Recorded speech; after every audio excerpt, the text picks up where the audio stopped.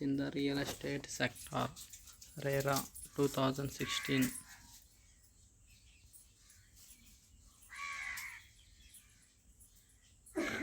RERA has strengthened the trust between the customers and the real estate developers, quoted by Prime Minister Narendra Modi on 13th February 2019.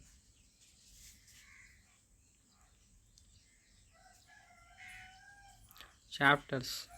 Introduction 1. Page 1. 2. Real estate sector issue before reforms, from page 3. Chapter 3. Enactment of Real Estate Regulation and Development Act 2016, RERA, from page 7. It includes Genesis key provisions and the Chapter 4 measures for home buyers from the Chapter 15 and Chapter 5. Before and after, a paradigm shift from the page 17:6, heralding hope and positivity, a case study from chapter 20 sorry from page 21, 7th chapter, in a new era, that is media glimpses, from page number 23. Now, introduction. India is witnessing rapid urbanization. According to the census 2011, India's urban population was 37.7 crore, which is projected to grow to about 60 crores by 2030. Now 37.7 crores, which is about 60 crores by 2030. Urbanization in India has become an important and irreversible process, and it is an important determinant of national economic growth and poverty reduction. In such scenario, real estate sector has an important role to play. The real estate sector contributed around 7% to the India's GDP in 2018-19, and its share is expected to grow to around 13% of India's GDP in 2025. As per Economic Survey 2017-18, the sector employed around 4 crore people in 2013, which is estimated to be around 5.5 crore in 2020. It is a sector with strong forward and backward linkages, particularly with the core sectors of the economy, such as steel, cement, and other building materials, and directly or indirectly impacts 270 different industries. Clearly, growth of real estate sector has serious socio-economic gains to offer.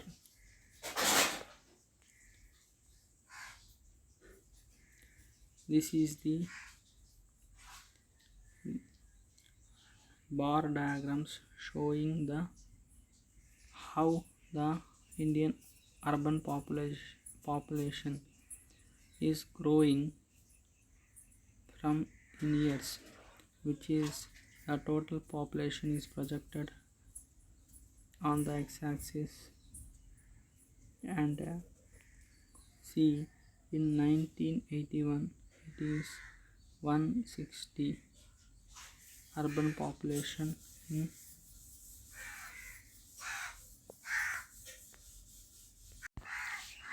this this bar diagram is showing the Indians urban population.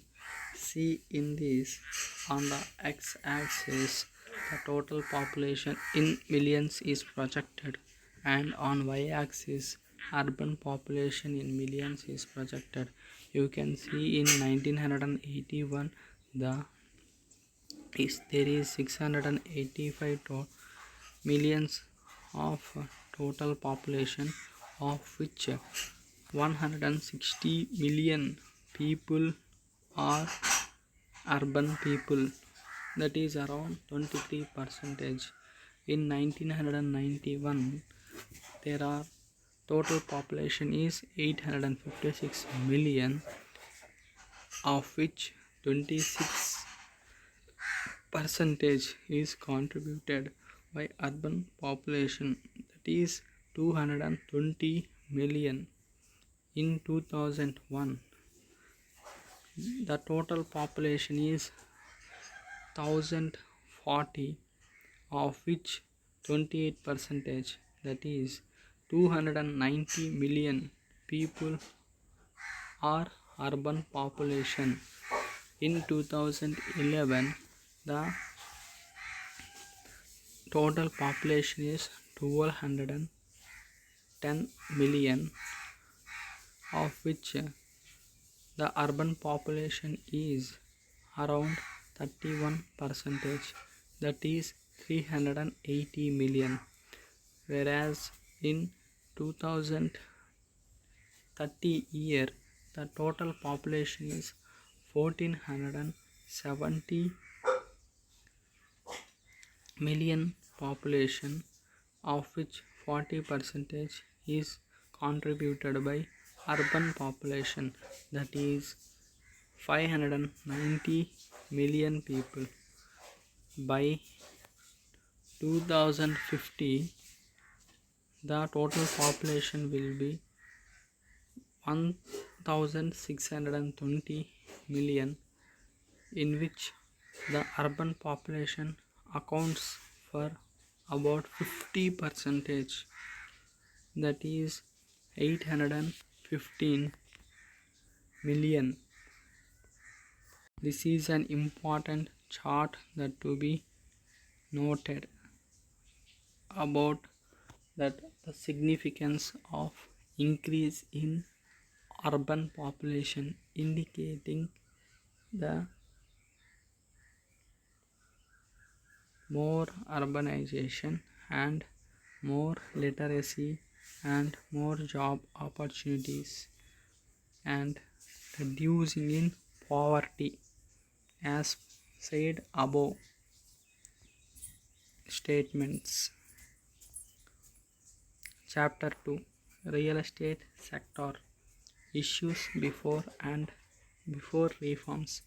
Prior to initiation of the reforms, real estate sector was facing various issues and irregularities, such as duping of home buyers by builders through various malpractices, rampant use of black money, diversion of funds, and lack of accountability.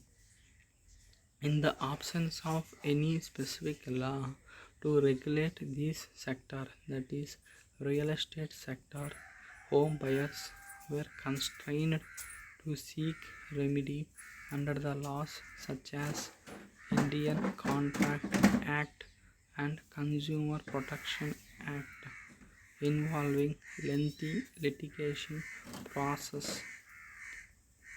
Litigation means legal process. There was no recourse to any speedy grievance redressal mechanism in case of any genuine problem faced by either the home buyers or developers. In other words, for want of a preventive law, recourse was made to curative measures. Despite payment, home buyers were facing problems regarding the timely completion and delivery of homes. Builders would unscrupulously divert funds to other lucrative investments, and the home buyers would not only lose their lifetime savings but also be saddled with the burden of repaying the loan along with the interest to the banks with no roof of their own over their heads due to one-sided agreements tilted heavily in favor of developers. Home buyers were forced to pay extra charges, including the cost escalation, whereas developers were not held responsible even in case of any contravention of promised deliverables. Moreover, there was unequal rate of interest to be paid by the promoters and buyers in case of default or delays, thus bringing inequity and injustice in operations. Home buyers would fall prey to unscrupulous builders, luring them to invest in non approved projects promising high returns. Developers used to mislead the home buyers by making false promises regarding various features, layout, and amenities of the project, but later retracted on the same. The terms such as super build-up area, carpet area, covered parking, etc., were used arbitrarily by developers to their advantage, thereby cheating the home buyers.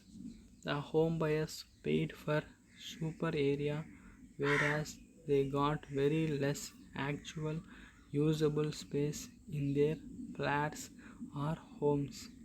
Real estate agents, who play a vital role in real estate transactions, were not regulated and in many instances used to defraud innocent home buyers. On the other hand, developers had to seek umpteen numbers of sanctions and approvals through complex processes before commencement of project construction. For example, even a simple task of getting the project layout map approved would take years, resulting in delays and cost escalation. A middle class person wants to construct his own house, wants to buy a flat. Builder's lobby shows him a beautifully printed booklet, and the helpless soul falls prey to it. He is not having any technical knowledge. He pays the installments, but he is not getting the promised house in time. A middle class makes one house in his whole life, and in it he invests all his capital. Brothers and sisters, we have put a check by passing the real estate bill so that middle class should not face any problem if he wishes to own a house. We have worked for this. Quoted by Prime Minister Narendra Modi on 15th August 2016.